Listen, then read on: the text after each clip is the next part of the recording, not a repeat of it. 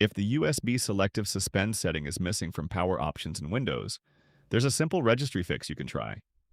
And the good news is that these steps remain the same on both Windows 10 and Windows 11. Before you begin, though, keep in mind that you'll be editing the Windows registry. So, if you're not comfortable making these changes, consider creating a restore point or backing up the registry first. If you are not sure how to create a restore point, check the video appearing near the top right, somewhere around here.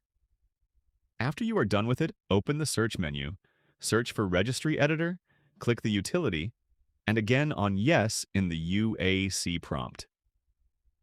Now, navigate to the following path. You just have to paste it in the address bar at the top and hit Enter. I've also added this entire path to the video description so you can copy it from there. Now, look for an entry named Attributes. If you see one, double-click on it and update its value from 0 to 2. Save the changes and you are good to go. If the Attributes D word is not there, right-click an empty area, select New, and choose D word, 32-bit value.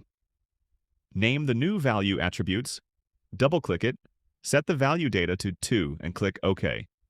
Now restart your computer. After Windows boots, go to Control Panel, then into Power Options, and click on Change Advanced Power Settings. Expand USB settings, and the USB Selective Suspend setting should now be available.